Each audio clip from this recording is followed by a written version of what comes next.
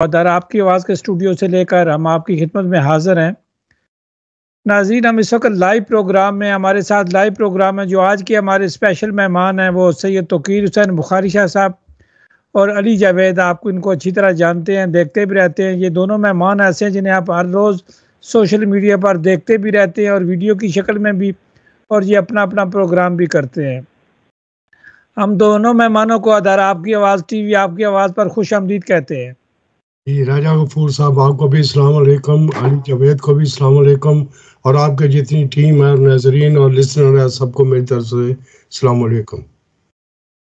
जी, बहुत शुक्रिया, और मेरी तरफ से भी तमाम नाजरीन को और सामीन को अस्सलाम वालेकुम और रमज़ान की मुबारकबाद।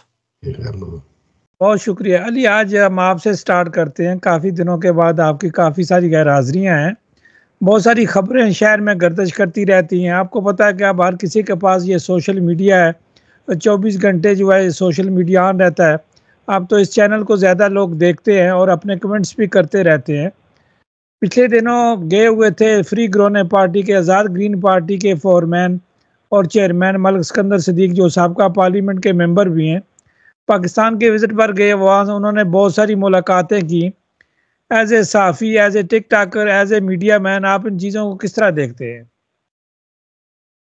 जी, मैंने बिल्कुल उनकी जो है वो एक्टिविटीज़ को फॉलो किया था, और मेरे ख्याल से बड़ी एक पॉजिटिव डेवलपमेंट है कि एक जो यहाँ के साबका मेंबर पार्लियामेंट हैं वो पाकिस्तान में गए हैं, और ना सिर्फ उन्होंने हुकूमती जमात से इंक्लूडिंग वज़ीर आज़म, बल्कि उन्होंने तमाम सियासी जमातों से मुलाकात भी की, और इसके साथ साथ उन्होंने फ़ौज में भी जो है वहाँ पे मुलाकातें की। मेरे ख्याल से ये एक बड़ी अच्छी बात है कि आपने वहाँ पे जाके हर किसी के सामने जो है वो अपना पॉइंट ऑफ व्यू रखा होगा। जो आपको डेनमार्क में जो मसाइल हैं, जो यूरोप में पाकिस्तानियों को मसाइल हैं, वो उन्होंने रखे होंगे, क्योंकि बदकिस्मती रही है हमारी डेनमार्क की ख़ास तौर के ऊपर कि यहाँ पे जो है वो वुज़रा आते रहे हैं, चाहे वो हुकूमत में थे मगर सरकारी दौरों पे नहीं आते रहे, और यहाँ से आपकी बातें सुन के अपना जो है वो ज़बानी जमा तफ़रीक करके वो वापस चले जाते थे।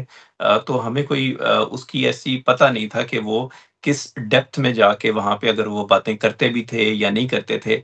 मगर कम से कम सिकंदर के इस दौरे से हमें एक बात का 1000% यकीन है कि वो गए होंगे। उन्होंने वहाँ पे पाकिस्तानियों के जो मसाइल हैं, जो ख़ास तौर पे डेनमार्क में रहने वाले पाकिस्तानियों के मसाइल हैं, जो हम सारे ही जानते हैं, जिस तरह वीज़ा की पॉलिसीज़ हैं, पीआईए के हवाले से, डेड बॉडीज़ के हवाले से, और बहुत सारी चीज़ें होंगी। उन्होंने लाज़मी तौर के ऊपर डिस्कस की होंगी। तो मैंने यहाँ पे ये भी देखा, शायद आप आगे जाके बात भी करेंगे, कि जब उन्होंने पहली अपनी तस्वीर लगाई प्राइम मिनिस्टर ऑफ पाकिस्तान के साथ, तो यहाँ पे एक ख़ास जमात के लोगों ने उसके ऊपर बड़ा ओवर रिएक्ट किया। उन्होंने एम्बेसी को भी जो है वो अपने हिसाब से लान-तान की।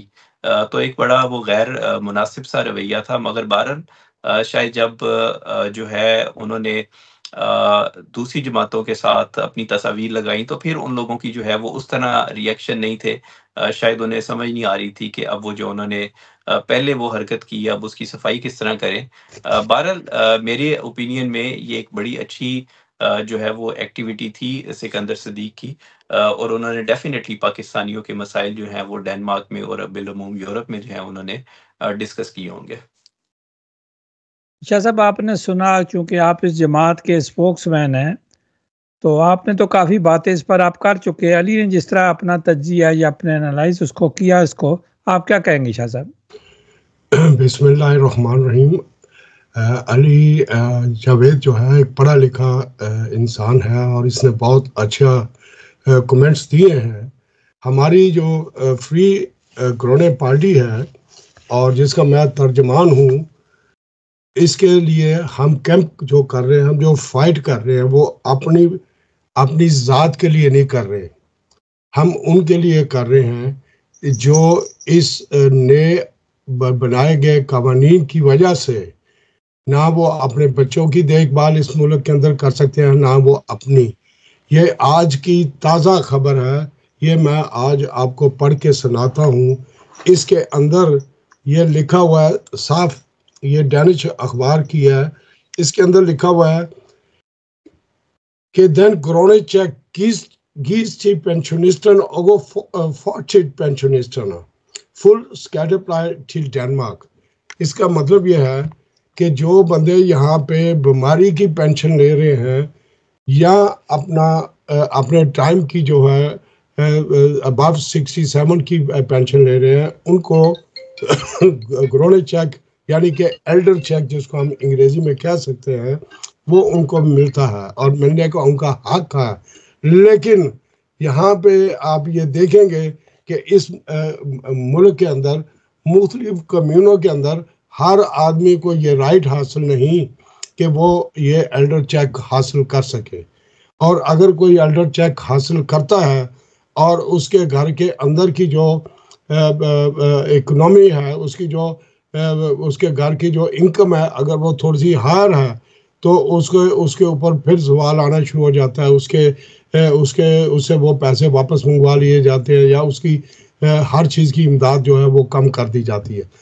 शाह साहब, डेफिनेट आपकी जमात इस पर काम करेगी। तो हम ये जान रहे थे कि जो अली ने तज्जिया किया है कि लोगों के, अली आपसे पूछेंगे कि यहाँ का पढ़ा लिखा नौजवान या हमारे पढ़े लिखे वो सीनियर सिटीजन जो है वो डैनिश सियासत की तरफ जो है वो बहुत कम तवज्जो देते हैं, अपने मुल्कों की सियासत की तरफ बहुत ज्यादा तवज्जो देते हैं। इसकी क्या वजह है? ये तो बात हम पहले भी हमेशा ही करते रहते हैं कि आवाजें बाहर जा रही ना जुबैद की ना मेरी, अभी आवाजें बाहर जा रही हैं। शाह साहब जा रही हैं आप? नहीं, अभी वो बता रहे आगा साहब ने किया, वो कह रहे हैं जी बाहर रेडियो पे आवाजें नहीं आ रही। अच्छा, नहीं जा रही होगी, चले आप बात करें अपनी टेलीफोन। शाह साहब, हम लाइव प्रोग्राम में होते हैं, जो हम लोगों को जवाब इस तरह नहीं देते ना। तो जो है जिस तरह आपने बात की कि ये डेफिनेटली एक बड़ी एक जिसे कह लें एक पॉजिटिव बात नहीं है। हम हमेशा ये बात करते हैं कि जिस मुल्क में रहते हैं वहाँ पे आप सियासत करें, उस मुल्क की करें। ज़रूर आप अपने मुल्क की सियासत में भी इंटरेस्ट लें, वहाँ की एक्टिविटीज़ भी करें, मगर ये कतई तौर पे मुनासिब नहीं है कि आप डेनमार्क में रहते हैं और आप 80-90% जो है वो ज़ोर अपना पाकिस्तान की सियासत के ऊपर लगाते हैं या पाकिस्तान की सियासी पोस्टें हासिल करने के लिए टाइम लगा देते हैं। मगर जब यहाँ पे आपने इलेक्शन लड़ना होता है, यहाँ पे अब आपको अपने परेशानियों, अपने मसाइलों का, अपने जो है वो अगर मसले का हल निकालना होता है, उसके लिए आपको एक्टिविटी नहीं करते। उसके लिए फिर अगर कोई पार्लियामेंट में चला भी जाता है, और मैंने ये अभी सिकंदर सदीक की पोस्ट से ही देखा, तो बहुत सारे लोग जो हैं उन्होंने ऐसे-ऐसे कमेंट्स किए हुए थे कि जैसे उन्होंने वोट दे के सिकंदर के ऊपर एहसान किया है, या उन्होंने वोट दिया है या नहीं दिया, मगर उन्होंने ये कह के ज़रूर एहसान कर दिया कि हमने इनको वोट दिया था, अगली दफ़ा हम इनको वोट नहीं देंगे।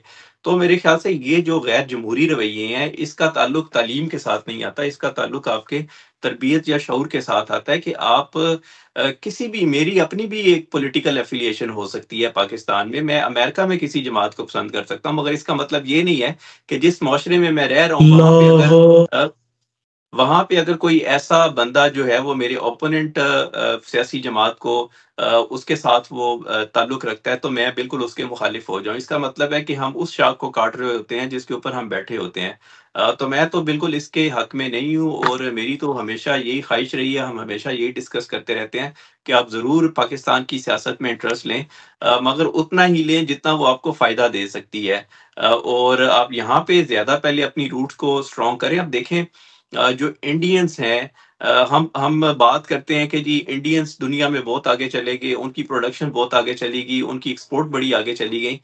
क्या हमने कभी इस बात के ऊपर तज्जिया करने की कोशिश की है कि वो क्यों गई है? क्या उन्होंने कभी आप यहाँ पे या इंडिया से बाहर आके अपने मुल्क की सियासत की है, अपने मुल्क की सियासी जमातों को प्रमोट किया है? वो उस कल्चर में जाते हैं, उस माशरे में जाते हैं, वहाँ पे वो करते हैं। आप देखें दुनिया की जितनी बड़ी-बड़ी जो हैं वो कंपनीज़ है, आप गूगल को देख लीजिए, आप और बहुत सारी कंपनीज़ को देख लीजिए, आपको वहाँ पे टॉप के ऊपर इंडियंस बैठे नज़र आते हैं। और क्या वजह है कि हमारे लोग जो हैं उनके पास इतना इल्म भी होता है, इतनी तालीम भी होती है, इतनी काबिलियत भी होती है, इसके बावजूद जो है वो सिर्फ़ जो है वो उस जगह तक नहीं पहुँचते जहाँ तक उन्हें पहुँचना चाहिए।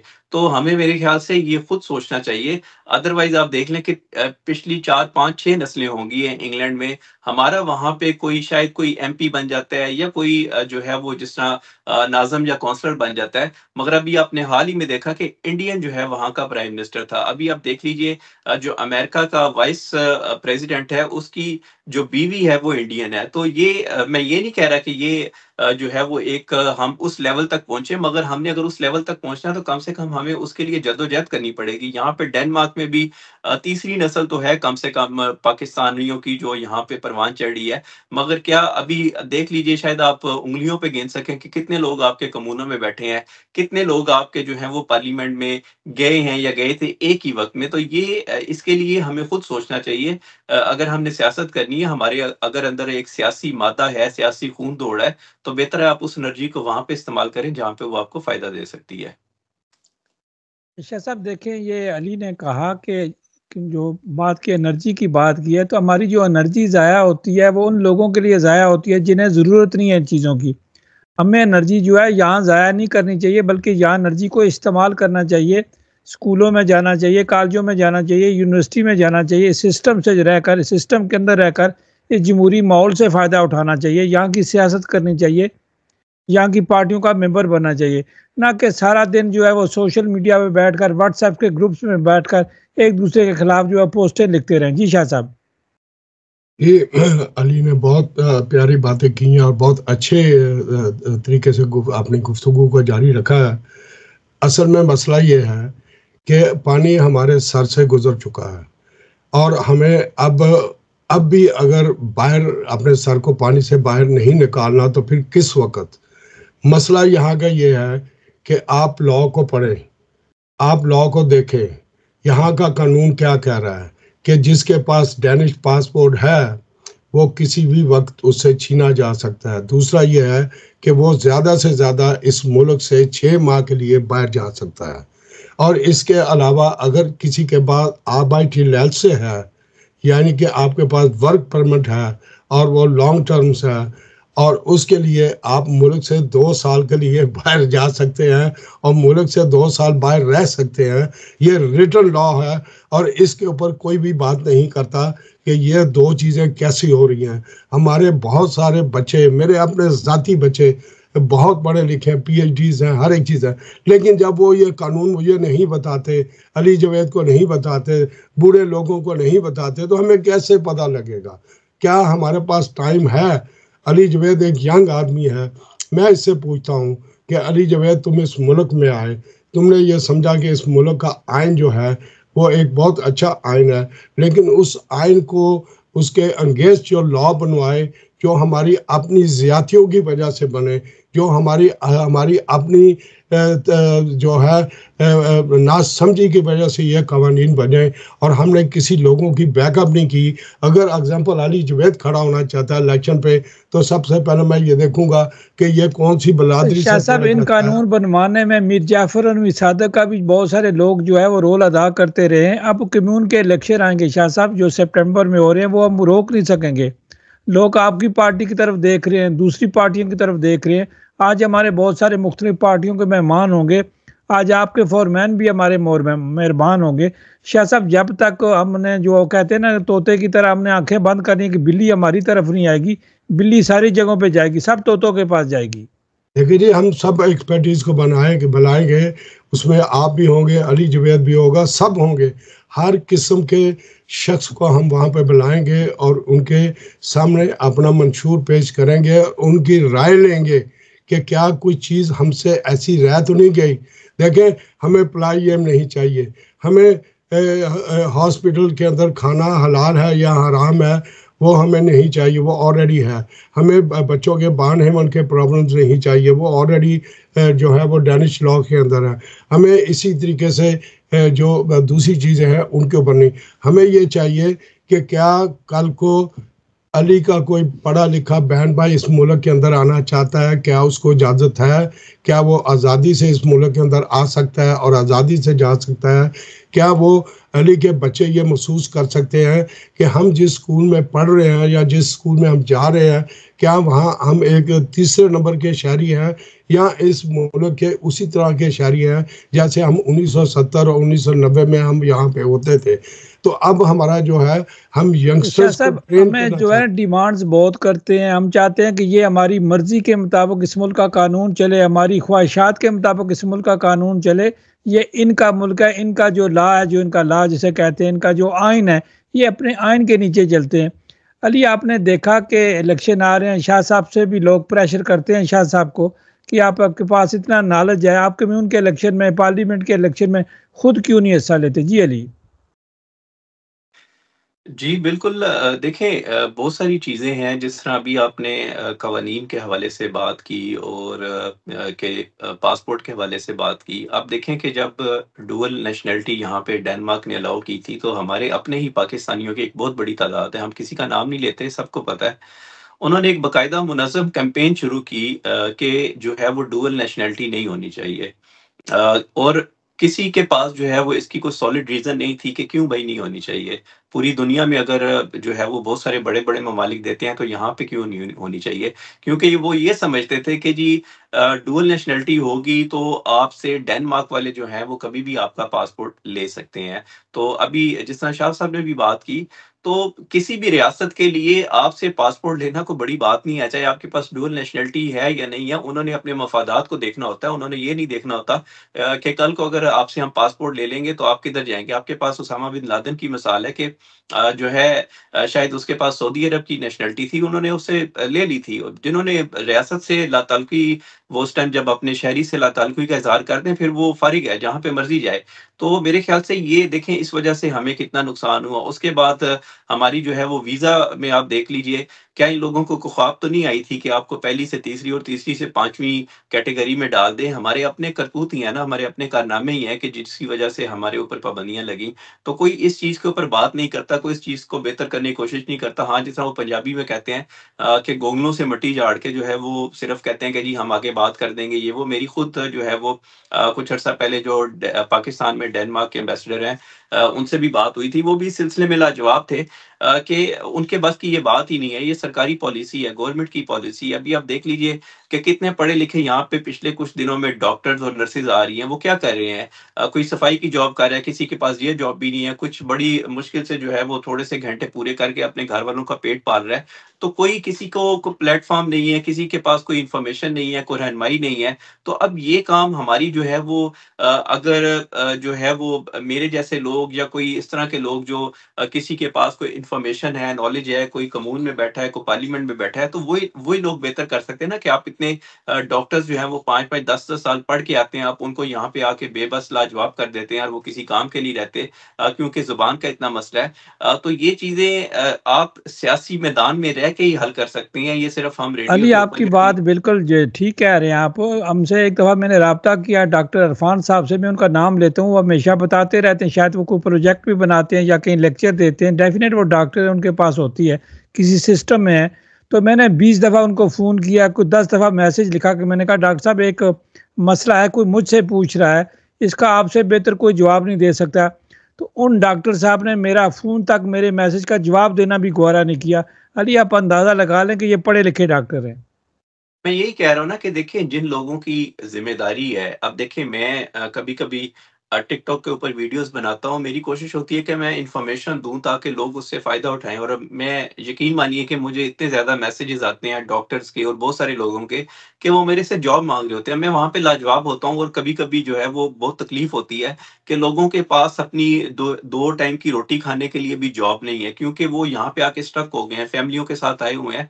तो ये प्रॉब्लम है। अब हम किसी को जॉब तो नहीं दे सकते, मगर बेहतर है हम किसी को रहनुमाई दे सकते हैं। और जिस तरह डॉक्टर्स हैं, डॉक्टर्स के हवाले से डॉक्टर ही रहनुमाई ज़्यादा बेहतर दे सकते हैं कि कैसे वो जॉब हासिल करें, कैसे वो लैंग्वेज को पास करें, किस तरह वो जो है वो अपने टाइम को जो है वो इस्तेमाल करके आगे अपना करियर बनाएँ। मगर वही बात है कि हम सिर्फ़ बातें तो कर लेते हैं, मगर जब हमें किसी की रहनुमाई की ज़रूरत होती है, अब यहाँ पे जब जिस तरह अक्टूबर-नवंबर में वोट की बारी आएगी, तो आप देख लीजिएगा कि कितने पाकिस्तानी जो हैं वो अपने घरों से निकलते हैं, वोट डालते हैं और जो है वो पार्टी को या किसी उम्मीदवार को जितवाते हैं और फिर वो उम्मीदवार जो जीतते हैं वो कितनी आपके लिए वो तगोदो करते हैं। जब उम्मीदवार जीत जाते हैं वो भी यही कहते हैं, मैं मानता हूँ, मैं यकीन रखता हूँ इस बात के ऊपर कि शायद उनके अपने मसाइल हैं, वो कानून से आगे या कुछ बेसिक एडमिनिस्ट्रेशन से आगे नहीं कर सकते, मगर कम से कम वो जो है वो ये बात बावर तो करवा सकते हैं ना अपनी कौंसलों में बैठ के कि यहाँ पे इतने डॉक्टर्स हैं, मेरी कम्यून में, मेरे शहर में, मेरे मोहल्ले में इतने डॉक्टर हैं, वो बेरोजगार हैं, आप बताएं कि उनके साथ क्या करना है। आप उनको कोई गाइडलाइन दें, आप उनको कोई करियर काउंसलिंग करें।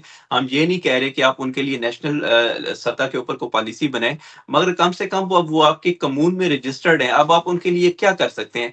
तो ये चीजें तो जो है वो एक चेन है, वो कड़ी है, वो एक आम शहरी से जिसके पास वोट का हक है और फिर वो ऊपर तक जहां तक भी वो आगे जा सकता है, पार्लियामेंट में, कम्यून में, या जहां पे भी, तो आगे उसका है। तो मगर अगर हम यही पहले कह दें कि जी फलां बंदा फलां सियासी पार्टी से ताल्लुक रखता है तो मैं अब इसको वोट नहीं दूंगा, या फलां बंदे के नजरिए मेरे साथ नहीं मिलते तो इसको वोट नहीं दूंगा, मगर जब आपके मसाइल होते हैं तो फिर आप दौड़े दौड़े उन्हीं लोगों के पास जाते हैं, तो अगर वो भी आगे से इस तरह करना, आपको जवाब देना शुरू कर दें, तो फिर मसाइल का हल तो नहीं निकलेगा। तो मेरा ख्याल है कि हमें पाकिस्तानियों को एक सोच समझ के साथ, मसलन जिस तरह अभी आपने बात की कि मेरे जैसे लोग जो हैं जिनको शायद थोड़ा बहुत सिस्टम का नॉलेज भी हो, थोड़ी सी जो है वो लैंग्वेज अगर बेहतर हो जाए या इस तरह की चीजें आ जाएं, तो जो है वो आप सियासत में आके आप अपने ज़हन को इस्तेमाल करके बहुत सारे लोगों के लिए आप खिदमत कर सकते हैं। जरूरी नहीं है कि आप अपने सीने के ऊपर एक टैग सजा लें कि जी आप मेयर हैं, काउंसलर हैं या आप पार्लियामेंट के मेंबर हैं और आप कभी कभी जो है वो आपको कोई बुला ले तो आप चले जाते हैं। तो मगर जो है वो आप बेहतर तरीके से अगर आप उनके लिए काम कर सकते हैं तो फिर आप उनको बताएं कि जी भाई हम आपके लिए, हमने ये काम किया, ये प्रोजेक्ट्स क्यों में, इन प्रोजेक्ट्स के ऊपर हम बात करेंगे,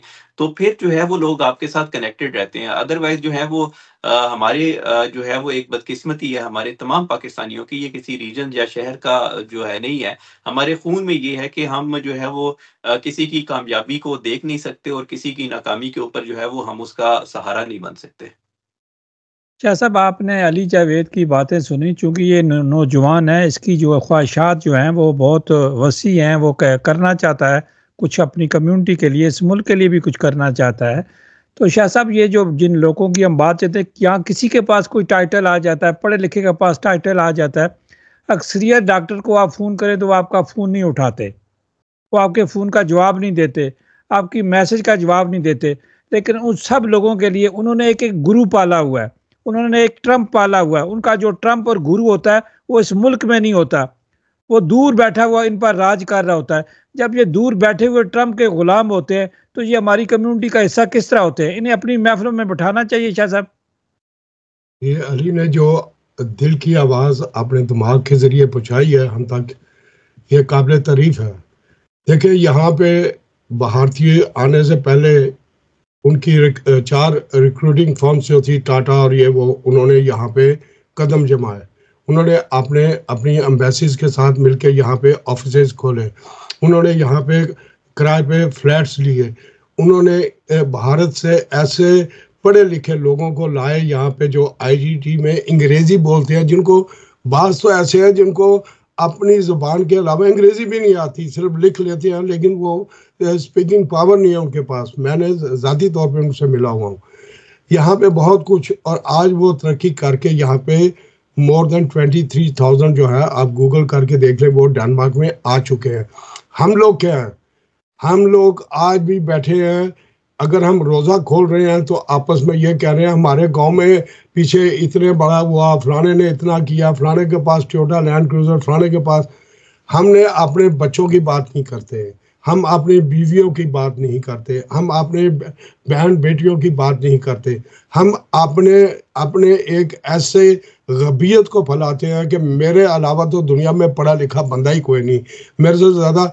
हम जिस दिन इस भंवर से हम निकलेंगे उस दिन इंशाल्लाह, ये पार्टी बनी इसी नाम पे है कि हम इस भंवर को ब्रेक करेंगे।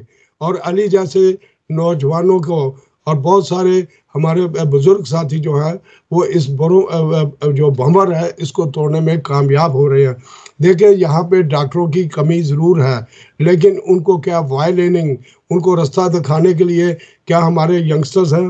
क्या अब सिर्फ मैं, अली या आप तो अकेले नहीं बोल सकते। हमें यहाँ पे ऐसे ऑफिस कैम्प करने चाहिए, ऐसे लोगों को वहाँ पे बैठाना चाहिए जो वहाँ पे ऐसे लोगों को रास्ता दिखाएं। देखें, आज भी इंग्लिश स्पीकिंग डॉक्टर्स जो हैं वो डेनमार्क के अंदर कामयाब हैं। ये गलत बात है कि जो कहता है कि यहाँ पे वो डॉक्टर्स नहीं चल सकते। डॉक्टर चल सकते हैं, यहाँ डॉक्टरों की कमी है, लेकिन उन डॉक्टरों को थोड़ा सा एजुकेट करने के लिए उनके साथ मुलाकातें लाजम है। लेकिन वो चलें शाह साहब, ये तो सारी चीज़ें चलती रहेंगी। तो अली, अब इलेक्शन जो आ गए हैं, आप नौजवान हैं, आजकल नौजवानों में क्या चल रहा है कि हमारे साबका सिटी काउंसलर भी लोग हैं जो अब दोबारा इस पे इलेक्शन लेने की तरफ जा रहे हैं, तीसरी बार, चौथी बार इलेक्शन की तरफ जा रहे हैं। कुछ के पास अपनी जो है वो मीडिया टीम है, और मुझे पता चला है कि एक सियासतदान है जिसके पास तकरीबन 40-50 बंदों की जो उसकी मीडिया टीम है। आप क्या कहेंगे? मीडिया की टीम से मुराद है सपोर्टर जो उनके। बड़ी अच्छी बात है जी, क्योंकि जिस तरह भी बात हो रही थी कि यहाँ पे जो है अभी तक हम अपनी बरादरियों से बाहर नहीं निकले। हम वोट देने के नज़रिए को नहीं समझ सके कि वोट देना है तो बरादरी के कहने पे देना है या अपने नज़रिए पे देना है या अपनी शऊर पे देना है। तो अच्छी बात है कि अगर 30-30, 40-40 लोगों की टीम है तो वो अपनी टीम को एंगेज करके जो है वो उसी माइंड सेट के साथ, उसी माइंड सेट को ही ब्रेक करने के लिए, उसी माइंड सेट से वोट लेने के लिए जाएँगे ताकि उनको वोट मिले। मगर मेरा सवाल वही है जो आपका भी सवाल है, कि जब ये लोग इलेक्शन जीत जाते हैं, हमने मुझे याद है पिछली दफ़ा भी हम यही बात कर रहे थे, उससे पिछले इलेक्शनों में भी यही बात कर रहे थे, कि अभी तो ये इलेक्शन जीत के और फिर 2-3 सालों के लिए जो है ये जिस तरह कहते हैं ना कि अंडरग्राउंड चले जाते हैं, और उसके बाद जब आखिरी साल आता है तो एक्टिविटीज़ शुरू हो जाती हैं। लोगों से ताल्लुक जो है ना वो नहीं रखते, और जिस तरह वो कहते हैं ना कि जो है वो पेवस्तर है शजर से उम्मीदें बाहर रख, तो आपका जो है ना वो एक पाँव ज़मीन में, या जड़ जो है ना वो ज़मीन में होनी चाहिए, चाहे आपकी शाख कितनी लंबी हो जाए। तो हम ऊपर की तरफ तो ज़रूर देखते हैं, मगर हम नीचे ग्राउंड रियलिटी को नहीं देखते कि हमने लोगों के साथ कनेक्ट भी रहना है। और दूसरी बात ये है कि हमारे एक एज़ ए एनालिस्ट अगर मैं बात करूँ, तो हमारे भी जितने उम्मीदवार होते हैं, चाहे वो पार्लियामेंट के हों या सबसे नीचे यूनियन काउंसिल के हों, उन्होंने भी उम्मीद जो है ना वो सिर्फ़ पाकिस्तानियों से ही बाँधी होती है। सिवाय चंद एक लोगों के, मैं खुद भी जानता हूँ, मैं किसी का नाम नहीं लूँगा, कि जो डेंशों में भी काम करते हैं, उनके साथ भी मेल-जोल रखते हैं। क्योंकि हमें पता है कि यूनियन काउंसिल में अगर फलाँ कमून में खड़े हैं, तो आपको 2-3-400 वोटों से भी आप जीत जाएँगे। तो उन्होंने वो 2-3-400 वोटों का जो कॉन्सेप्ट है ना, वो उन्होंने रखा होता है कि अच्छा फलाँ इतनी बिरादरी यहाँ पे रहती है, फलाँ इतनी रहती है। वो फिर जमा-तफ़रीक करते हैं, वो कहते हैं यार हमारे पास तो 1000 लोगों का डाटा है जो हमें वोट दे सकते हैं। 1000 में से चलो अगर हमें 400 चाहिए, तो हमें अगर 600 भी आ गए तो हम जीत जाएँगे, हमें डैनिश के पास जाने की ज़रूरत नहीं है। यानी आप इस अच्छी बात है, आप अपनी जो है वो पहले से तैयारी करते हैं कि आपको कितने वोट चाहिए। मगर अगर आपने अपनी पार्टी के अंदर भी इस चीज़ को बावर करवाना है कि मेरे पीछे कितना वोटर सपोर्टर खड़ा है, तो आप 400 की जगह आप 4000 के ऊपर सोचें, तो फिर आपके साथ डैनिश भी लगेंगे, आपके साथ इंडियंस भी लगेंगे, आपके साथ ये अरबी, तुर्की, सोमालियन सारे लगेंगे। तो फिर आपके पीछे एक फ़ोर्स खड़ी होगी। मगर अगर आप सिर्फ़ पाकिस्तानियों के ऊपर ही किनार वो करके जो है वो तकिया करके आप कहेंगे कि जी हम इलेक्शन जीत जाएँगे, फिर उनका अपना रास्ता, हमारा अपना रास्ता अगले 3 साढ़े 3 सालों के लिए। तो इस सोच से जो है वो माशरों में बेहतरी नहीं आती, एडमिनिस्ट्रेशन जो है उसमें बेहतरी नहीं आती, जो है वो कवानीन नहीं बदलते।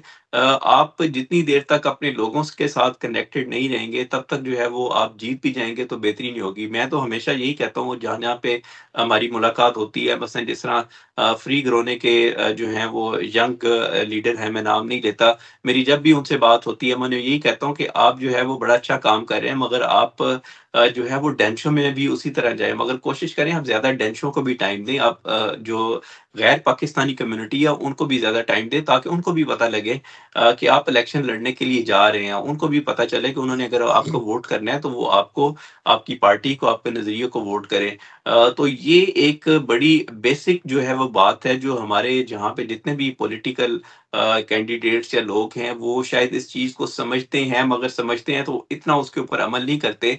अगर करते भी हैं, तो शायद हम उन चीज़ों को वो नहीं देख पा रहे, कि जब उनका रिज़ल्ट आता है, तो वो जो है वो उस तरह नहीं अचीव करते जिस तरह की उनकी एक्सपेक्टेशंस होनी चाहिए, या जिस तरह उस कॉन्स्टिट्यूएंसी में जितने लोग हैं वो उनको वोट नहीं करते। तो हम इस चीज़ से अंदाज़ा यही लगा सकते हैं कि उनको वो कितनी मेहनत करते हैं। बाकी की कम्युनिटीज़ में भी। तो ये चीज़ें जो है वो मेरे ख़्याल से हमारे जितने भी अब यूनियन काउंसिल के इलेक्शन आने वाले हैं, उन उम्मीदवारों को ये सोचनी होगी, और अभी भी टाइम है 5-6 महीने कि कम से कम वो इसके ऊपर ज़रूर मेहनत करें, पाकिस्तानियों के पास भी जाएँ, मगर गैर पाकिस्तानियों के पास जाना वो ना भूलें। देखिए शाह साहब, अली ने बात की है कि अली ने कहा कि सब कम्युनिटी ने वोट, तो सबकी वोट होती है, लेकिन हम वोट देते हैं अपने पाकिस्तानी तरीकाकार की तरह, जिस तरह हमने जाकर सिफारिशें करवानी है, किसी बंदे को ढूंढना है, किसी को कहना यार फलां को वोट देनी है, चलें जी आपको वोट दे देते हैं। उसके बाद बहुत सारी वोटें, मैं हर साल का विटनेस हूँ, बहुत सारी वोटें जो है वो जो डस्टबिन होती है उसमें वो पूरी की पूरी वोट खोलते भी नहीं है, उस वोट को जो है वो फेंक देते हैं। जो उनसे पूछता है कहते हैं जी कौन सी वोट किसको देनी है, आप बता दें किसको दें। कल हमारे एक साथी हैं, मैं नाम उनका ले लेता हूँ, हाजी असलम मेहर साहब, उन्होंने किसी बंदे को कहा जी कि का सिकंदर आएगा, सुना कि मीडिया पर आएगा, उन्होंने कहा जी मैं आप सवाल करें, कहते हैं जी मेरे सवाल हैं जिस तरह के, उन्होंने कहा जी लिखा दें। तो उन्होंने सवाल लिखा है, उसका लुब्बे लुबाब में बयान करता हूँ कि सिकंदर ने जाकर वज़ीर आज़म से हाथ क्यों मिलाया है। आप अंदाज़ा करें कि डेनमार्क में रहने वाला बंदा, बाशऊर बंदा, पढ़ा लिखा बंदा, जो कहता है कि आपने यहाँ का डेनमार्क का सियासतदान है, उसने पाकिस्तान के वज़ीर आज़म से हाथ क्यों मिलाया है। तो शाह साहब, मैं अब कोई बंदा उस हुकूमती जमात का बंदा नहीं है, मैं उससे पूछूं कि आपके वज़ीर आज़म से लोग इस तरह नफरत करते हैं, आप भी उनके वज़ीर आज़म से इस तरह नफरत करते हैं, तो सियासत, आप डेनमार्क की सियासत की बात करते हैं शाह साहब। ये हम बिल्कुल इन बातों को कंडेम करते हैं, और जो हमारी सियासत है, हमारी सियासत सिर्फ ये नहीं कि हम इलेक्ट होकर 100% जो है काउंसलर बन जाए या 100% जो है वो फुल थिंक के कैंडिडेट बन जाए। हमारा जो बेस है, हमारा जो मंशूर है, वो ये है कि हम रजिस्टर्ड हों एज ए पार्टी, हम लोगों की आवाज़ हो, हम में पढ़े लिखे लोग, लड़के और लड़कियां दोनों शामिल हों, इसके अंदर बुजुर्ग हजरात भी हों। हमारा बिल्कुल जैसे डैनिश पार्टी होती है, मैंने पहले बारहा ये कहा है कि 80% से ज़ायद जो है हमारे मेंबर्स जो हैं, जो वर्कर्स हैं, वो प्योर डैनिश हैं, और ये 18 to 19% जो है वो दूसरे हैं। तो हम जो भी बात करेंगे, हमने ये नहीं देखना कि ये इलेक्शन हम हार गए हैं और इसमें हमारे चंद इलेक्ट हुए हैं और पार्टी ख़त्म हो गई है, वैनिश्ड हो गई है। नो, ये कंटिन्यूस रहेगी। हम लोग, हमारे दफातर, हमारे मीडिया पर्सन, हमारे दूसरे लोग काम करते रहेंगे। हम लोग अपनी आवाज़ों को जो है वो बुलंद तर करते रहेंगे, ताकि जो अवानों के अंदर हमारी आवाज़ जाएगी। तो ये इसी तरीके से इस मुल्क के अंदर हम खुद यहाँ पे डांस फॉल के पार्टी के साथ बैठे हैं, यहाँ पे दूसरी पार्टियों के साथ बैठे हैं, तो उस वक्त तो कोई आवाज़ नहीं उठती कि शाह साहब आप तो डैनिश फल के पार्टी के बंदों के साथ बैठे हैं, आपकी टैक्सी के अंदर जो है ये फलाना राशिस्ट बैठा है। यहाँ पे कोई राशिज्म नहीं है। सियासत होती है पार्लियामेंट और कम्यून के अंदर, उसके बाद जब वो ख़त्म करके बाहर निकलते हैं तो कोई पता नहीं होता ये कौन सी पार्टी का है और ये किस पार्टी से तल्लुक़ रखता है। यहाँ पे नफरत का जो इजहार है ये बिल्कुल नहीं होता, बल्कि यहाँ पे ऐसे काम होते हैं, अच्छे काम की तारीफ की। क्लोजिंग तरफ बढ़ते हैं कि अब इलेक्शन बहुत करीब है और आपकी तंजीम, आपकी जमात जो है भरपूर हिस्सा लेने जा रही है। आपके पास नौजवान भी हैं, पिछले दिनों भी हमारे पास आपकी पार्टी के नौजवान आए हुए थे, उन्होंने बड़ी अच्छी बातें की हैं। शाह साहब, आप बताएं, कुलिया बताएं कि यहाँ का जो हमारा पाकिस्तान हाउस है जिसे कहते हैं पाकिस्तान एम्बेसी, वो भी कहते हैं कि आप इस मुल्क की सियासत करें, कि जहाँ जिस मुल्क में रहते हैं, जिन ममालिक में रहते हैं, वहाँ की सियासत करें। आप पाकिस्तान की सियासत को पाकिस्तान के लोगों के लिए छोड़ दें, वो जाकर वहाँ सियासत करें। आप क्या कहेंगे? ये बड़ा कॉम्प्लिकेटेड सवाल आपने किया है कि अगर हमारी एम्बेसी ये चाहती कि हम लोग यहाँ की सियासत करते तो हमें यहाँ के कवानीन के बारे में हमारे से हम जैसे लोगों से, मैं अकेला नहीं हूँ, बहुत सारे लोग हैं जो कभी एम्बेसी का जिन्होंने रुख नहीं किया, लेकिन वो बड़े अच्छे तरीके से बैठ के इस मुल्क में पाकिस्तान का झंडे को उठाकर बैठे हुए हैं। तो मसला ये है कि हमें ये गांव की सियासत जो अली का पहले से स्टार्ट है, मैं उस पर खड़ा हूँ। ये हमें बिलादरिज्म से टोटल पार होना चाहिए। हमें ये सोचना चाहिए कि हम अपने लिए कौन सी बेहतरी कर सकते हैं, अपने मुल्क को किस तरीके से इसके परचम को। बरादरीज़म से निकलने का हल बताएं। हल यही है कि हमें हर उस बंदे को वोट देना चाहिए जो हमारी बात करे, जो पाकिस्तान की बात करे, डेनमार्क की बात करे और डेनमार्क के शहरियों की बात करे। देखें, हमें ये भूल जाना चाहिए कि मैं काफ ली कौमदी चौधरी शुजात जो मुझे कह रहा था मैंने उसी पर बात किया, चौधरी परवेज लाई जो कह रहा है, इससे नहीं, मुझे यहाँ रहना है। मैंने अली की बात सुनी है, आपकी बात सुनी है, मैंने ये देखना है ये कानून बन रहा है, ये अली के लिए ख़तरनाक है, मेरे लिए ख़तरनाक है, आपके लिए। मुझे उसके ऊपर लोगों से एडवाइस लेनी चाहिए, लोगों से बात करनी चाहिए, ताकि इस प्लेटफॉर्म के ऊपर सब लोगों को खुल के आना चाहिए। आप कोई भी खबर पढ़े, मैं हल्फन कहता हूँ इसके ऊपर, आप उसको उर्दू में भी ट्रांसलेट कर सकते हैं। आप गूगल ऊपर लिखा हुआ है, आप उसको, अगर आपको डैनिश पढ़नी नहीं आती, अंग्रेजी पढ़नी नहीं आती, आप उसके ऊपर गूगल करें और उसको उर्दू जुबान में ले जाएं और आप एग्जैक्टली समझ लेंगे। शाह साहब देखें, अली हमारे साथ है, लोग भी हमें सुन रहे हैं, देख भी रहे हैं, सुन भी रहे हैं। अली इस मुल्क में आया, इसने काम किया, छोटे से काम से लेकर बड़े काम तक किया। ये अपनी मेहनत से अपना सारी चीज़ें, इसने कानूनी चीज़ें जो है वो पूरी की। आज माशाल्लाह बड़ी अच्छी जॉब कर रहा है, बच्चे भी हैं, अपना छोटा सा घर भी है, और इस वक्त भी बड़ा मसरूफ था। अपना टाइम निकाल कर, इसके पास 1 मिनट का टाइम नहीं होता, अपना टाइम निकाल कर ये कम्युनिटी के लिए अपना टाइम जो है वो शेयर कर रहा है। आपके पास टाइम नहीं, मेरा भी टाइम है, छुट्टी का दिन है, आज बच्चों का टाइम है, रोज़ा भी है, सबका रोज़ा है। हम अगर हिस्सा डाल सकते हैं शाह साहब, तो बाकी जो हमारे साथी या हमारे लिसनर होते हैं वो टैक्सियों में सुन भी रहे होते हैं, एंजॉय भी कर रहे होते हैं, और उसके बाद तनकीद भी कर रहे होते हैं। बजाय अप्रिशिएट करने के लिए कुछ आंसर ऐसे होते हैं जो हर वक्त नफरत फैला रहे होते हैं। वो अपना मजदूरी भी कर रहे हैं, अपना काम भी कर रहे हैं, उन्हें तो पैसे मिल रहे हैं। चलें, वो हमारे लिसनर हैं, हमें हमेशा कहते हैं, वो हमें बहुत अच्छे लगते हैं क्योंकि हमें सुनते हैं। अगर हमारे लिसनर ही ना हो, सुनने वाला ना हो, तो हमें ये काम करने की ज़रूरत क्या है। अली, आप इंटीग्रेट हुए, इतना अरसा आप लोगों के साथ तामुन भी करते हैं, कभी आपको किसी ने कहा जी इस दफ़ा हम अली को खड़ा करते हैं, अली इलेक्शन लड़े? नहीं, अभी तो ऐसी कोई नौबत आई भी नहीं। और अभी जिस तरह आपने कहा कि हम जो हैं यहाँ पे आए हैं, इतना टाइम जो है वो स्ट्रगल में या खुद सेट होने में लग गया है कि अपनी चीज़ें, अपने मामलात, इसके बावजूद जो है वो कोशिश होती है कि जो हमारा भाई बहन जो है वो कोई फलाही काम कर रहा है या पॉलिटिकल वो कर रहा है, हम उसके लिए जो है वो उसका दस्ते बाजू बनते हैं, ताकि वो जो है उसके पास जो विल है, उसके पास जो स्किल है, उसके पास जो नॉलेज है, वो उसको आगे लेके चले और हम उसके पीछे जो है वो जो है वो सहारा बन के, दीवार बन के खड़े हों। तो हमने ज़रूर इस तरह किया, और मेरा ख़्याल है कि जिस किसी को भी अगर कोई इस तरह की अपॉर्च्युनिटी मिलती है, अपॉर्च्युनिटी ज़रूरी नहीं कि आपको एज़ ए लीडर ही मिले, कि आपने जो है वो देखें, जब कोई फ़िल्म बनती है ना, तो हम हमेशा ये सोचते हैं कि जी वो जो फ़लाँ हीरो है, वो हीरो की ही सारी मेहनत है। हालाँकि हीरो के पीछे जो है वो सैकड़ों की तादाद में लोग होते हैं जो उसको वहाँ तक, उस चीज़ तक वो लेके जाते हैं। उसके बोले हुए अल्फाज भी उसके अपने नहीं होते, उसके जो एक्सप्रेशन है वो भी उसके अपने नहीं होते, वो सिर्फ एक एक्ट कर रहा होता है। तो उससे ज़्यादा जो मेहनत होती है, उसके पीछे रहने वाले लोगों की होती है, पूरे सैकड़ों, हज़ारों लोगों की होती है। तो अगर आप उन लोगों में शामिल हो जाएँ, जो आपका जो एक्टर है, जो आपका हीरो है, जो आपका चेहरा है, उसको वो कामयाब करवा दें, तो आपकी भी उतनी ही कामयाबी है। तो मेरे ख़्याल से अभी हम उस फ़ेज़ में, मैं अपनी ज़ाती बात कर रहा हूँ, कि हम उस फ़ेज़ में हैं कि जिसमें हमारी हमारी जो स्किल है या हमारा जो नॉलेज है, वो अगर ऐसे लोगों के काम आ सकता है जो कि आगे रहनुमाई कर रहे हैं, जो कि लीडर बन रहे हैं, तो मेरे ख़्याल से हमारे लिए यही एक बड़ी कामयाबी है, मेरे जैसे बंदे के लिए, कि वो अपना हिस्सा डाल रहा है। मगर वो घर से बैठ के या सोशल मीडिया के ऊपर बैठ के सिर्फ़ तकरीरें, या वहाँ पे बैठ के स्कॉलर नहीं बन रहा। कम से कम जितना हिस्सा वो डाल सकता है, वो डाल रहा है, और मेरे ख़्याल से अगर इतना ही हिस्सा लोग डालना शुरू कर दें, और कम से कम जो हिस्सा है कि आप अपना वोट डाल दें, तो यही बड़ी जो है वो उनकी मेहरबानी होगी, उनकी एक मेहनत होगी कि उन्होंने अपने एक्टर को, अपने हीरो को जो है वो आगे उसकी फ़िल्म कामयाब करने के लिए उसको आगे पहुँचा दिया। बहुत अच्छी मिसाल दी है अली आपने, बहुत अली, अच्छी आपने हीरो की बात की, आपने विलन की बात की।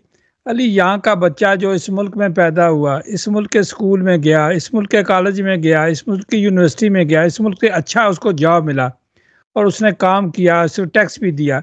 लेकिन जो किसी भी तंजीम में चला गया, या किसी मजहबी तंजीम में चला गया, या किसी और प्राइवेट तंजीम में चला गया, लेकिन उसका जो गुरु है, उसका जो मास्टर माइंड है, वो यहाँ पर नहीं है, इस मुल्क में नहीं रहता। या तो ना उसका जो टीचर है, जो उसको समझाने वाला, जिसको वो फॉलो करता है, या किसी भी जमात में, पार्टी में है, तो उसका लीडर जो है वो इस मुल्क में रहता है। इन सब के लीडर इन सब के गुरु, इन सब के ट्रम्प जो है वो सारे दूसरे मुल्कों में रहते हैं, अरबपति और खरबपति हैं। अब नौजवान नस्ल को हम असल क्या बात कहें? असल बात ये है कि सारों के जो लीडर होते हैं ना, या सारों के जो वो जिसे आप ट्रम्प कह रहे हैं, वो यहाँ पे होता है। ये आपका अपना दिमाग जो है वो होता है, मगर जब हम उसका इस्तेमाल ही नहीं करते तो फिर जो है वो सारे लोग रहनुमाई लेते हैं दुनिया के किसी भी हिस्से में रहने वालों से। अभी आप छोटी-सी मिसाल ले लें, आप मस्जिदों की मिसाल ले लें, यहाँ पे नहीं दुनिया भर में पाकिस्तानी मस्जिदों की मिसाल ले लें। पूरे का पूरा जो है ना, वो जिसे कहते हैं आवा का आवा ही बिगड़ा होता है। आप अरबियों, तुर्कियों की मसाजिद में चले जाएँ, मिसाल देने लगा हूँ, मैं कोई क्रिटिसाइज़ नहीं करने लगा, किसी की दिल आज़ारी नहीं करने लगा, कि अगर 12 बजे का टाइम लिखा हुआ है ना कि नमाज़ 12 बजे होनी है, तो ठीक 12 बजे नमाज़ खड़ी हो जाती है। आप हमारी मस्जिदों में, पाकिस्तान में, यहाँ पे दुनिया में कहीं पे भी चले जाएँ, अगर 12 बजे का टाइम लिखा है ना, तो वो 12 बजे जो है वो शायद उस टाइम पे वो एक जिसे कहते हैं ना कि वो अपना तमहीद बाँधना शुरू करते हैं, या वो एक जिसे सरूर आना होता है, वो शुरू करते हैं, क्योंकि वो लोग कहते हैं जी अब लोग आ रहे हैं, तो अभी हमें टाइम जो है वो लगाना है। जब आप अपने बनाए हुए कवानीन की, अपने बनाए हुए असूलों की पाबंदी नहीं करते और आप अपने दिमाग से उन चीज़ों को नहीं सोचते, फिर कोई ट्रम्प क्या कह रहा है, कोई फलाँ पार्टी का लीडर क्या कह रहा है, मज़हबी लीडर क्या कह रहा है, क्योंकि हमने अपनी सोच जो है, अपना शऊर जो है वो उनके हवाले कर दिया होता है। वो जो कहते हैं वो हमारे लिए बेहतर होता है, चाहे हमारे माँ-बाप, हमारे उस्ताद जो मर्ज़ी कहते रहें, हम उसे गलत समझते हैं, क्योंकि हमारे जो शऊर का वो जो हमने कनेक्शन है ना, वो हमने डायरेक्ट उनके साथ कनेक्ट किया हुआ है। अगर यही बात मैं किसी को कह दूँ कि जी झूठ बोलना बुरी बात है, तो उसको समझ नहीं आएगी। मगर अगर उसका वही रूहानी जो लीडर है, जो भी है, वो मज़हबी है या सियासी है, जो भी, अगर वो उसे कह दे कि झूठ बोलना बुरी बात है, तो वो फ़ौरन से पहले उसको जो है ना, वो मान लेगा। तो मेरे ख़्याल से ये जो जब तक आप अपना दिमाग जो अल्लाह ताला ने आपको दिया हुआ है, आप वो इस्तेमाल नहीं करेंगे, तो फिर ये इस तरह के फ़िरके, इस तरह की जो है वो सोचें, इस तरह के लोग जो हैं वो हमेशा आपके दिमागों को इस्तेमाल करके अपने मतलब का काम निकलवाएँगे, और फिर आप उनके लिए जो है वो बस एक जिसे कहते हैं ना कि जिसे वो मुझे ऐसी बात कहनी तो नहीं चाहिए, मगर वो जिस तरह भोंपू होते हैं, आप सिर्फ़ भोंपू बन के रह जाते हैं, बाकी जो है वो काम उन्हीं के हो रहे होते हैं। अली देखिए, हम नमाज़ पढ़ना जाते हैं, जुम्मे पढ़ना जाते हैं, लोग नमाज़ तरावी पे जाते हैं, बाद पाँचों टाइम जो है मस्जिद में जाते हैं। अली आपने देखा होगा कि मसाजिद में जो है वो एक लाइन लगी होती है वज़ू के लिए, जो है बाथरूम के लिए भी लगी होती है, वज़ू करने के लिए भी। बड़ी अच्छी चीज़ है कि बाथरूम इसीलिए बने हैं, पानी या वज़ू की जो जगह बनी है इसीलिए बनी हुई है। लेकिन अगर अली नीयत ही हमने करनी है कि मस्जिद का बाथरूम हमने इस्तेमाल करना है, मस्जिद का पानी हमने इस्तेमाल करना है, या कल्चर सेंटर का हमने इस्तेमाल करना है, तो वो बिल तो आते हैं, उस पे तो पैसा तो लगता है। पेपर हम इस तरह वहाँ इस्तेमाल कर रहे होते हैं जैसे मुफ्त का पेपर है, और हमने उसको इस्तेमाल करना है, और इतना लंबा वुज़ू करते हैं और इतने पानी इसको बहाते हैं। तो मैं नहीं समझता कि कभी उलमा को चाहिए कि ये अपने जो मुक़्तदीन हैं उनको समझाएं। कमेटी वाले तो बेचारे शोर डालते रहते हैं, गाड़ी को पार करें, आज दिन तक हमने उनकी एक बात नहीं मानी कि वो आपने गाड़ी पार करनी है, आपको जुर्माना लग जाएगा। मैं अकेला हूँ तो मैं बड़ी गाड़ी लेकर जाऊँगा, लोगों को दिखाऊँगा, मस्जिद के सामने मैं पार करूँगा कि लोग मुझे देखें मेरे पास जो है वो इतनी बड़ी गाड़ी है। कुछ लोग आते हैं, गाड़ी लाते हैं, नमाज फ़र्ज़ पढ़ते हैं और एकदम चले जाते हैं ताकि मैं गाड़ी निकाल लूँ, ताकि किसी और को तकलीफ़ ना हो। अली आज दिन तक हम ये छोटी-छोटी चीज़ें ही नहीं ठीक कर सके, बेसिक चीज़ें ही ठीक नहीं कर सके। तो हम बड़ी-बड़ी बात करते हैं, रियासतों की बात करते हैं, अमेरिका की बात करते हैं, इज़राइल की बात करते हैं, यूरोप की बात करते हैं। हम अपनी बेसिक चीज़ें नहीं ठीक से, अभी तक हमें ये नहीं पता लगा कि हमारा रोज़ा किस तरह टूटता है। बिल्कुल सही बात है। मैं बल्कि ये इस जुमे में भी, उससे पिछले जुमे भी जो मदनी मस्जिद है, मैं क्योंकि अगर काम पे जाऊँ तो मैं वहाँ पे जुमा पढ़ने जाता हूँ, तो मैंने ये चीज़ मुशाहिदा भी किया था, और पहले मेरे ज़हन में ख़्याल आया कि मैं वीडियो बना के एक जो अवामी या गाई है उसके ऊपर लगा दूँ, उसके लिए लगा दूँ। मगर फिर मेरे ज़हन में ख़्याल आया कि लोग जो हैं वो शायद पर्सनलाइज़ चीज़ों को ले लेते हैं, और मगर जब लोग किसी का नुकसान करने के लिए आते हैं तो फिर उन्हें वो शऊर नहीं आता। बड़ा आसान तरीका है, मस्जिद वालों को शर्म नहीं करनी चाहिए। हर खुतबे में कह दें कि देखें आप पानी का ज़िया ना करें, आप पेपर का ज़िया ना करें। अगर उससे भी ज़्यादा एक्सट्रीम हो जाएँ, आप पब्लिक टॉयलेट्स में मसलन आप सेंट्रल स्टेशन में चल जाएँ, पहले फ्री होते थे, अब आप 5-10 रुपए का कॉइन लेते हैं, तो देखें वहाँ पे जाके वो सफाई भी होती है, वो तरीके से इस्तेमाल भी करते हैं। तो अगर तो जो है वो एक मिसाल देने लगा हूँ, मुझे पता है ऐसा होगा नहीं, होना भी नहीं चाहिए। आप 5 क्राउन ही लगा देना उसके ऊपर कि जिसने वज़ू करना है वो 5 क्राउन दे, ताकि हमने इसके बिल पूरे करने हैं। या जो पेपर है वो आप 5 राउंड में 2 दफ़ा आप खींचेंगे, इससे ज़्यादा वो नहीं आएगा। तो देखें अगली दफ़ा से जो है ना सारे के सारे लोग अपने घरों से वज़ू करके आएँगे, क्योंकि उन्हें वो ₹5 देना जो है वो बड़ा भारी होता है दिल के ऊपर, जेब के ऊपर। बाहिर चाहे वो जितने मर्ज़ी पैसे उड़ा दें। और दूसरी बात ये है कि देखें हम ये पार्किंग की आपने बात की, मैं उस दिन भी देख रहा था कि इतनी गलत तरीके से पार्किंग लगाई होती है कि अब जो सबसे आखिर में आया है वो नमाज भी उसने खुतबा भी नहीं सुना होगा, उसने पूरी जमात भी नहीं पढ़ी होगी, मगर वो पूरी नमाज करके निकलेगा। मगर जिसने पहले जो पहले बेचारा आया होगा उसने जल्दी जाना होगा किसी वजह से, काम की वजह से, वो अब उसकी गाड़ी निकलने का इंतजार करेगा कि ये साहब गाड़ी निकालेंगे।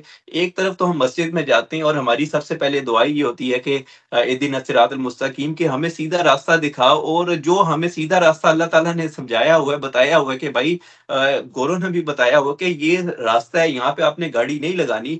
अब वो सीधा रास्ता जो आपको पता है वो छोड़ के अल्लाह से फिर दुआ मांग रहे हैं कि मुझे सीधा रास्ता दिखाओ। तो अल्लाह ताला आपको क्या सीधा रास्ता दिखाएं कि जहाँ पे तुम्हें गाड़ी सीधे रास्ते के ऊपर लगानी चाहिए थी, वहां पे तुम लोगों को, हजार लोगों को परेशान करके, गाड़ी रास्ते में खड़ी करके फिर मेरे से सीधा रास्ता मांगने आ गए हो। तो भाई ये तो अब जो मस्जिद में नमाज पढ़ने जा रहा है उसके पास इतना तो शऊर होगा कि मांगने मैं सीधा रास्ता जा रहा हूँ, जो सीधा रास्ता मेरे सामने है वो मैं लोगों के लिए परेशानी करके मैं अपनी गाड़ी खड़ी करके चला जाऊँगा। तो क्या गोरे भी वहाँ से गुज़रते हुए क्या देखते होंगे कि ये क्या जो है मस्जिद में या इनकी इबादतगाह में लोग क्या करते हैं कि उन्हें बाहर ये नहीं पता कि जूते उतारने हैं, जूतों के लिए रैक बने हो, मगर जूते ऐसे फेंके होते हैं जिस तरह किसी के जो हैं वो कोई है ही नहीं, गाड़ियाँ इस तरह पार्क की होती हैं जिस तरह के जो है यहाँ पे कोई तरीक़ाकार ही नहीं है। तो मेरे ख़्याल से ये सीधे रास्ते वाली दुआ जो है ना वो इमाम साहब को भी बतानी चाहिए कि सीधा रास्ता आप माँगने आए हैं तो कम से कम बाहर जो है वो रास्ता सीधा रखें लोगों के लिए, ताकि ना गुज़रने वाले वहाँ से परेशान हो, ना जिसने आपसे पहले जाना है वो परेशान हो। शाह साहब, आपने एक नौजवान की बातें सुनी कि ये नौजवान किस तरह सोचता है, हम भी इसी तरह सोचते हैं।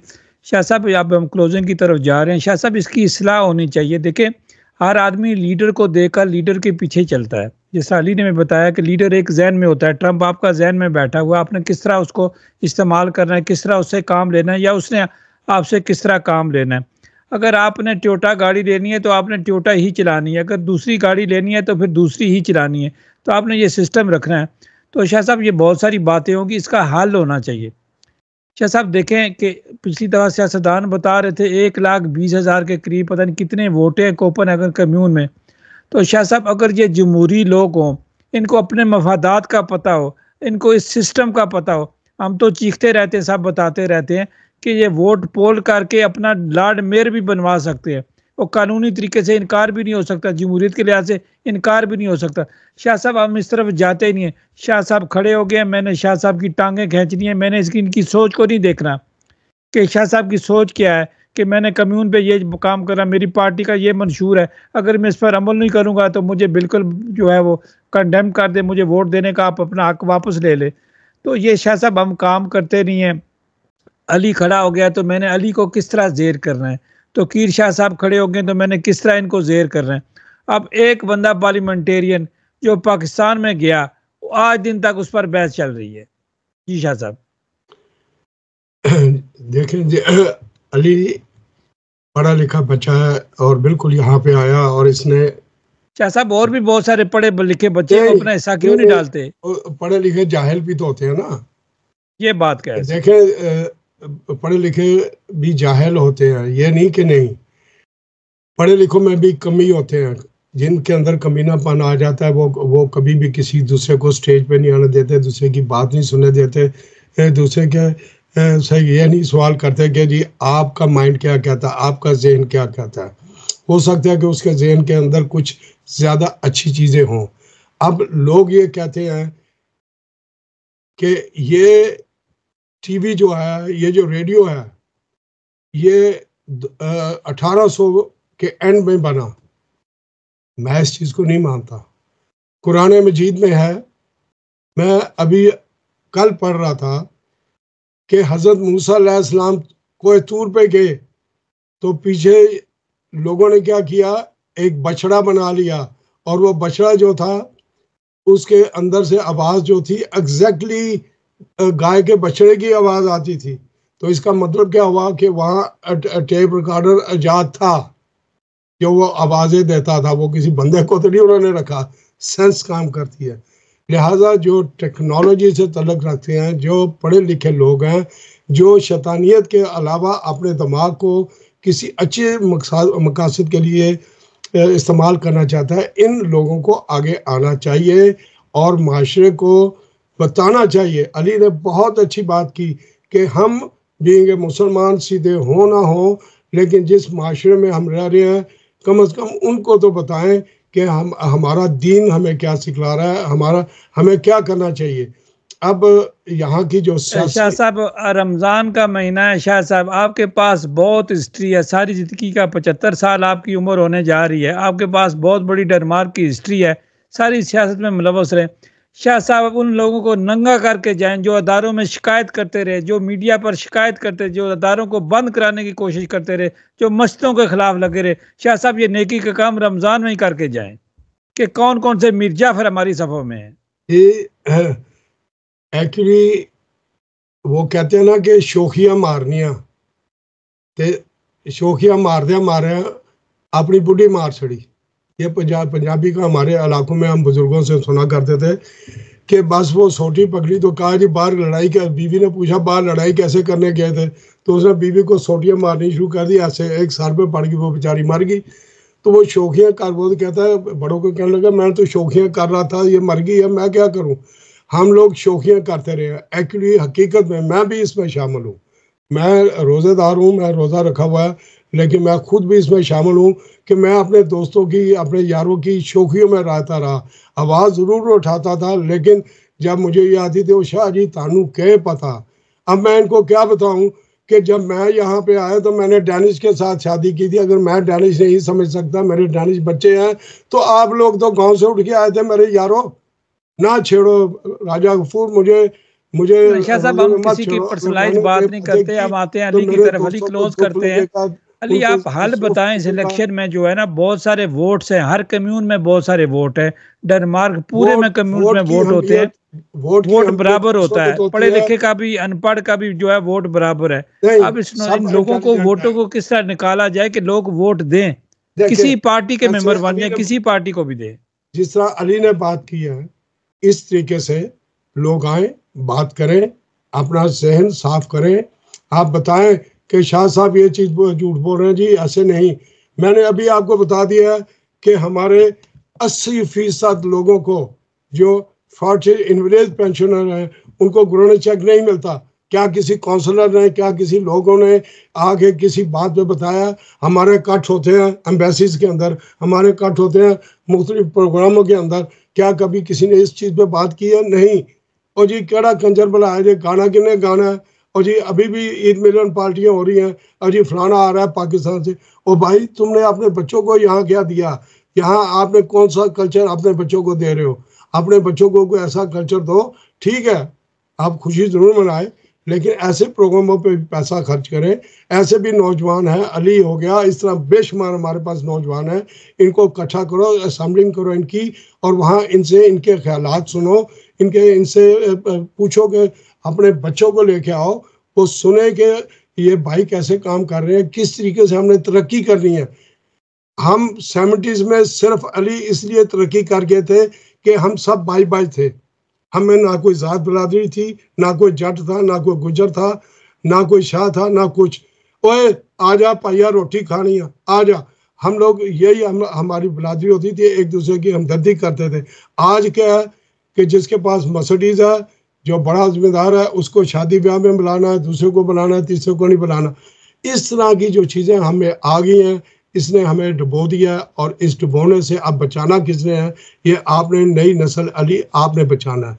आप इस पे बताएं कि आप किस तरीके से इन लोगों को बाहर निकालेंगे।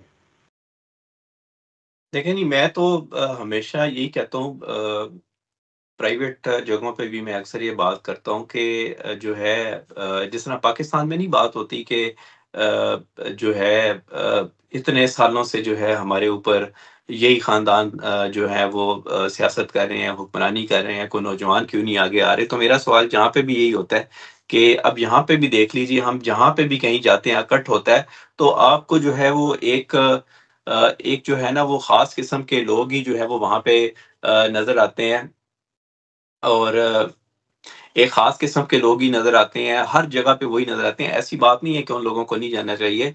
हमें इस चीज़ के ऊपर देखना पड़ेगा कि अगर बाकी लोग नहीं आ रहे, क्या उनको बुलाया नहीं गया या क्या वो आना नहीं चाह रहे या वो नहीं आना चाह रहे, तो क्या वजह है? हमें उस वजह को डिस्कस करना पड़ेगा और ये जो पाकिस्तानी माइंडसेट है ना, ख़ास तौर के ऊपर हमारे इलेक्शन का, अभी यहाँ पे देखें कि जब पाकिस्तानी पॉलिटिकल जमातों के भी यहाँ पे इलेक्शन होते रहे हैं, तो किस तरह इलेक्शन होते रहे हैं हमें मालूम है। तो आपने इलेक्शन की अहमियत लोगों को बतानी है और उस हिसाब से बतानी है कि जो जिस जगह पे आप बैठे हैं, आपने पाकिस्तानी कॉन्सेप्ट से नहीं बतानी कि जी आप मुझे वोट देंगे तो मैं आपके लिए ये कर दूँगा, मैं वो कर दूँगा, मेरी जमात ये करके नहीं, आप ये बताएँ कि जी आपके यहाँ पे एज़ ए कम्युनिटी क्या मसाइल हैं और आप मुझे ये बताएँ कि अगर मैं जाऊँगा, मेरे पास इतनी विल है, मेरे पास इतनी स्किल है, मेरी पार्टी में इतनी से है कि वो मेरी बात सुनेगी। तो आपने जब जब इस तरीके से लोगों के पास जाएँगे तो लोग कन्विंस होंगे। मगर अगर आप लोगों को ये कह के जाएँगे जी कि मुझे वोट दे दो, फिर देखना मैं तुम्हारे लिए जो है वो फलाँ जगह पे एक नया बस स्टॉप बनवा दूँगा। भई ठीक है, आप बस स्टॉप बनवा दें, शायद बस स्टॉप उस बंदे की ज़रूरत ही ना हो क्योंकि वो सारी ज़िंदगी उसने बसों में सफ़र ही नहीं किया। मगर आप उनको जो है वो उनके जो कम्युनिटी के मसाइल हैं उसकी तरफ लेके और दूसरी बात जितने वोटर्स हैं, खुदारा आप इस चीज़ का जो है वो इंतज़ार ना करें कि उम्मीदवार हमारे पास आएगा, हमारी मिन्नतें तरले करेगा तो हम वोट डालने के लिए जाएँगे या वो हमें किसी दावत पे बुलाएगा, कोई बिरयानी की प्लेटें खिलाएगा या वो बड़ा इज्तिमा करेगा जहाँ पे हमें खाना भी मिल जाएगा तो हम वोट डालने जाएँगे। आप वोट को अपनी जो है वो एक अपनी सोशल आपकी रिस्पॉन्सिबिलिटी है, आपने वो पूरी करनी है और उसके लिए मैंने पिछली दफ़ा भी बात की थी, हमेशा ही बात करते हैं, यहाँ पे तो आपको 2-3 हफ्ते पहले ही वोटर पर्ची आ जाती है, जब आपके पास टाइम हो आप चले जाया करें। अगर आप 3 हफ्ते में भी अपना 5-10 मिनट का टाइम मैनेज नहीं कर सकते, तो इसका मतलब है कि आप एक गलत माशरे में आ गए हैं, जहाँ पे आपके पास टाइम मैनेजमेंट है ही नहीं। आपने वोट डालना है तो आप 3 हफ्ते में भी आप नहीं जा सके, तो फिर आप इससे ज़्यादा क्या कर सकेंगे? तो जितनी देर तक हमारे पाकिस्तानियों का एक माइंडसेट चेंज नहीं होगा, मेंटालिटी चेंज नहीं होगी, तो फिर वही बात कि पहले जिस तरह आप कह रहे थे कि आप कामयाब थे, तो यहाँ पे हम आइंदा 10, 15, 20 साल और भी गुज़ारने तो हम इसी तरह ही जो है वो आपस में लड़ते-फिरते रहेंगे। पाकिस्तानी सियासत की वजह से हमारे अपने घरों में लड़ाइयाँ हो जाती हैं। हम एक-दूसरे की शादियों में, महफ़िलों में नहीं जाते क्योंकि वो फलाँ पार्टी का है, वो फलाँ पार्टी का है। और यही वजह जिस तरह आपने बताया कि इंडियंस यहाँ पे 22,000 आ गए हैं, उनके 22,000 आने की सबसे बड़ी वजह भी हम पाकिस्तानी हैं क्योंकि हमने यहाँ पे आके डेनमार्क के माशरे को वो फ़ायदे नहीं दिए जो वो आपसे एक्सपेक्ट कर सकते थे। हमने ज़रूर उनको फ़ायदा दिया मगर हमारी जितनी एक कैपेबिलिटी थी, हमारे यहाँ पे पढ़े-लिखे लोग पहले से भी हैं, पढ़े-लिखे लोग आ भी रहे हैं। फिर उन्होंने देखा कि शायद हमें किसी और को भी बुलाना चाहिए। अगर वो 22,000 3, 4, 5, 7 सालों में इतनी तेज़ी से आ गए और वो सारे के सारे अच्छी पोज़ीशनों में, अच्छी जॉबों पे हैं, कम ही लोग नज़र आपको आते होंगे। कोई टैक्सी चला रहा है, कोई सफाई का काम कर रहे हैं इंडियंस में। क्योंकि वो उन लोगों ने उन्हों सही तरीके से अपने आप को एडजस्ट भी किया, अपने आप को इंटीग्रेट भी किया, उन लोगों को काम भी शायद इनका पसंद आया होगा, उनको वीज़े के ऊपर भी मसले-मसाइल नहीं है। तो हमें अपनी खामियों को देखना होगा, हम बजाए इसके कि पहले लोगों की या इस सिस्टम की बुराइयाँ शुरू कर दें, पहले हम देखें कि हमसे कहाँ पे गलती हुई है। अगर गलती हुई है तो हमने उसको बेहतर किस तरह करना है और बेहतर करने के लिए वन्स अगेन आपके पास सबसे बड़ी जो एक अपॉर्च्युनिटी है वो आपके पास सियासतदान है। अभी आप उस दिन का इंतज़ार ना करें जब इंडियंस यहाँ पे आके उन्होंने इतनी तादाद में जब वो काउंसलर में आपके इलेक्शन आपके मुकाबले में खड़े होंगे, तो अगर आपको आज 5-7 सीटें मिल जाती हैं ना, तो आप ये हमारी बात लिख लीजिए, शायद उस वक़्त तक हम हों या ना हों मगर ये रिकॉर्ड का हिस्सा है। आपको फिर 5-7 सीटें भी नहीं मिलनी, आप 1 सीट के लिए भी लड़ाई कर रहे होंगे क्योंकि वो उस वक़्त आपके इस चौकी के ऊपर भी कब्ज़ा कर लेंगे जिसके ऊपर आज आपका जो है वो राज है। तो खुदा आज आप इस टाइम को समझिए, अदरवाइज़ आपको 5-10 सालों में बहुत देर हो जाएगी और आप ये चीज़ें भी आपकी पहुँच से दूर चली जाएँगी। क्या साहब, आपने अली जावेद की बातें सुनी इस प्रोग्राम को, अब हम क्लोजिंग रिमार्क्स क्या देंगे?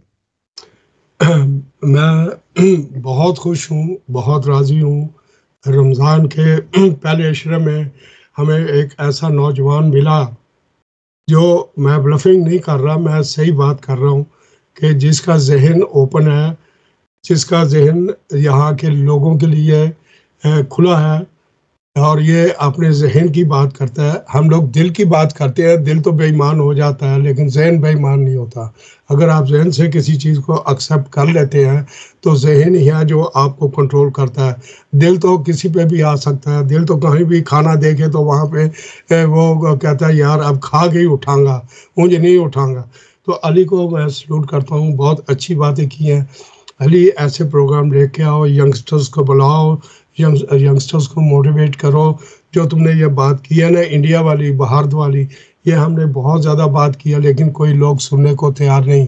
वो हमसे ज़्यादा हो चुके हैं यहाँ पे, और ये ना हो कि अगले शाह इस साहब, ये इलेक्शन उनका में भी और जमहूरी हक अगले है। इलेक्शन में वो बहुत ज़्यादा हो जाए। और अगर वो आगे तो फिर आपको पता है, जैसे इंग्लैंड में उनका वज़ीर आज़म बना है, आयरलैंड में उनका सदर बना अली, है, आपने अमेरिका देखा में। कि हम जो है वो दूसरों की तरफ बात करते हैं, हम खुद ठीक नहीं होते। हमारी जो तकलीफ होती है, हम अक्सर बात करते हैं कि ये अमेरिका ने कहा है। जी, अमेरिका आपको नमाज पढ़ने से मना करता है, ज़कात देने से मना करता है, चंदा देने से मना करता है, बच्चों के साथ प्यार करने से मना करता है, स्कूल जाने कॉलेज जाने से वो आपको मना करता है। हम हर काम दूसरों की तरफ ले जाते हैं। हमें खुद मिसाल बनना चाहिए। क्यों अली? जी, बिल्कुल जो है आपको एग्ज़ाम्पल अपनी खुद सेट करनी चाहिए और कोई भी आप काम करते हैं जिसे कहते हैं ना कि लीड बाय हमें एग्ज़ाम्पल और अली की आपने मिसाल देनी चाहिए, हम दूसरे की मिसाल क्यों दें? नहीं, मैं तो ख़ैर इस काबिल नहीं हूँ, अल्लाह ताला का करम है, जो छोटी-मोटी हम कर सकते हैं और भी मेरे से बहुत ज़्यादा कामयाब लोग हैं इस माशरे में, इस सोसाइटी में जो बहुत ज़्यादा जिन्होंने काम किया है, बहुत ज़्यादा सक्सेसफुल है। वो अलहदा बात है, शायद वो लोग इतना पब्लिक में नहीं आते होंगे, स्क्रीन के ऊपर नहीं आते होंगे, उनको आना चाहिए। जो है वो नहीं अली, आगे ये रहनुमाई बात नहीं करें। है अली, मैं आपको स्टॉप करूंगा। बात बताऊं क्या, कि यहाँ पे अगर कोई अच्छा बच्चा आना चाहता है ना, तो उसके खानदान को निशाना बनाया जाता है, उसकी जात पात पे, ओए द फलाने पिंड दा सी, ओए छड़ो जी पर। इस तरह नहीं बात होनी चाहिए। हम कलमा गो हैं, हम मुसलमान हैं, और हमारे साथ कोई भी किसी किस्म का है, अगर हम खुद नीच जात हैं, हम किसी को क्या नीच जात कहेंगे।